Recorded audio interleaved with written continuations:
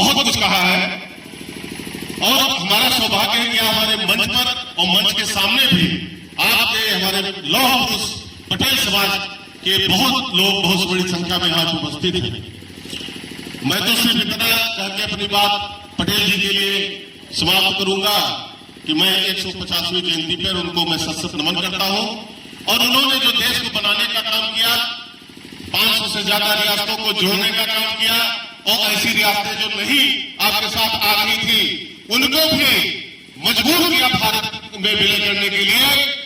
और जैसा भी हमारे पूर्व वक्ताओं ने कहा कि जम्मू कश्मीर हमारे देश के साथ नहीं था, हमारे मोदी जी ने धारा 370 ला करके उसको भी एक हमारे देश में जोड़ करके जो हम एक अखंड भारत की कल्पना कर रहे थे वो वहां कल्पना हमारी साकार हुई।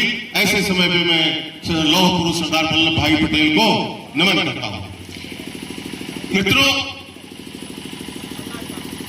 मेरी ये पार्टी भारतीय जनता पार्टी यही वो पार्टी है जो पूर्वजों का और महापुरुषों का सम्मान करना जानती है। सरदार पटेल जी केवल भाजपा के तो नहीं है और सरदार पटेल जी को तो कांग्रेस वाले अपनी कुनीतियों के कारण उनको तो प्रधानमंत्री बनना था, लेकिन वो प्रधानमंत्री नहीं बन पाए। केवल किसके कारण नहीं बन पाए? केवल कांग्रेस के कारण नहीं बन पाए।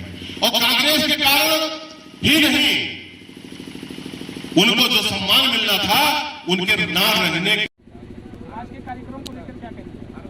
आज बहुत शानदार कार्यक्रम हुआ। ये शानदार भारतीय जनता पार्टी द्वारा आयोजित सरदार वल्लभ भाई पटेल के 150वीं जन्म जयंती के अवसर पर इस देश को पुनः जागरूक करने का कार्यक्रम है कि इस अखंड भारत को जो जोड़ने का काम सरदार वल्लभ भाई पटेल ने किया, उसी कड़ी में एक कार्यक्रम है। भारतीय जनता पार्टी सदैव महापुरुषों का सम्मान किया है और उसी सम्मान की कड़ी में एक कार्यक्रम है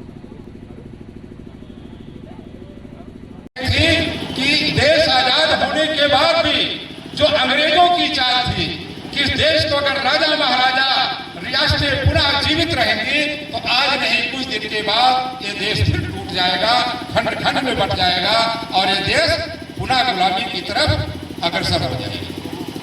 लेकिन धन्यवाद देना चाहते हैं देश के यशस्वी गृह मंत्री सरदार पटेल जी को, जिनकी सूझबूझ से, जिनके कुशल रणनीति से उन सारी रियासतों को, जैसे हमारे माननीय मुख्यमंत्री जी बोलते हैं कि जो जिस भाषा में समझे उसको उसी भाषा में समझाना है, तो उस समय जो भी रियासतें जिस भी भाषा में समझने की कोशिश किया उसी भाषा में सरदार पटेल जी ने उनको समझाया और सारी रियासतों के भारतवर्ष में विलय करने का काम किया। अगर एकता की बात करते हैं, राष्ट्रीय अखंडता की बात करते हैं, उसकी देन सरदार वल्लभ भाई पटेल को जाती है, जिसको आज हम सभी लोग आजाद होकर के 50वीं जयंती का कार्यक्रम ऐतिहासिक हो, उसको भव्य बनाया जाए।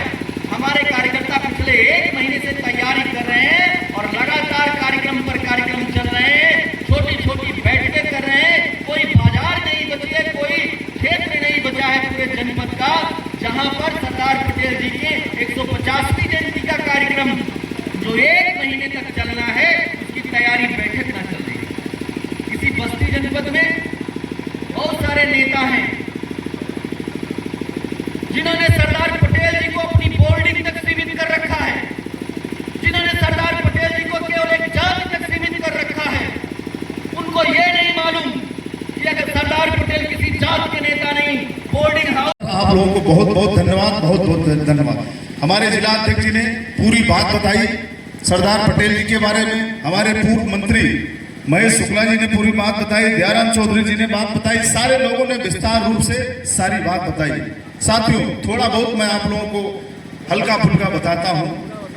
हिंदुस्तान को आजाद कराने वाले लाखों संतान सेनानियों के खून की कसम, हिंदुस्तान को गुलामी के रास्ते पर जाने नहीं देंगे। चाहे भारतीय जनता पार्टी के लाखों कार्यकर्ताओं को अपने जान की बाजी लगा देनी पड़े। साथियों, ज्यादा नहीं कुछ कहूंगा। साथियों, अभी कुछ दिन पहले 1-2 दिन हुआ शायद, दिल्ली में बम ब्लास्ट कब हुआ?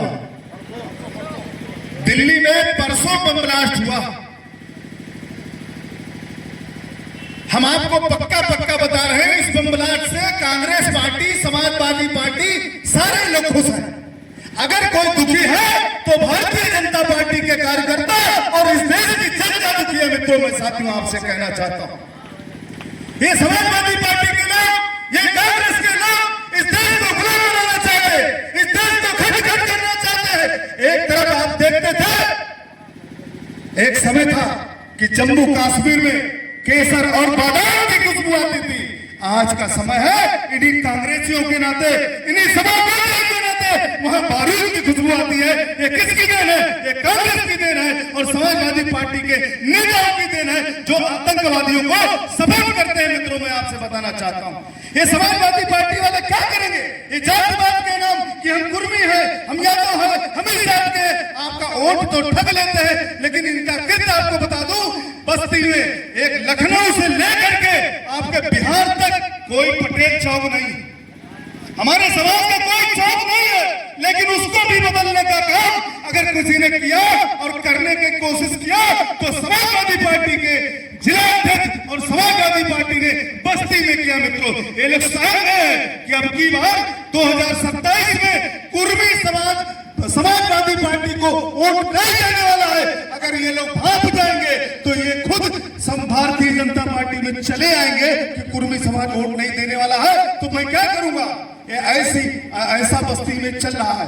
मैं दावे के साथ कहता हूं कि मैं चैलेंज करता हूं कि बस्ती सदर की सीट समाजवादी पार्टी अगर जिता के देखते तो बस्ती से राजनीति से त्याग पत्र दे दूंगा। इस तरीके का जिक्र समाजवादी पार्टी ने किया बस्ती जनपद के में अध्यक्ष जी। सब समझ रहे हैं, सब कुछ समझ रहे हैं। मैं भी कुर्मी समाज का हूं, मैं जिला पंचायत अध्यक्ष हूं बस्ती का। आखिर बनाया तो मुझे भारतीय जनता पार्टी ने बनाया।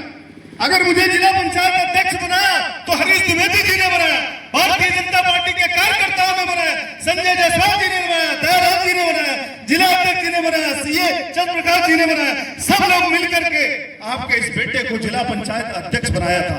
मैं उम्मीद आपको बताना चाहता हूं कि वो दिन दूर नहीं है, इसका बदला मैं आप लोगों को दूंगा। 400 सड़क मैंने बनवाया है, जिसकी सूची मेरे पास है।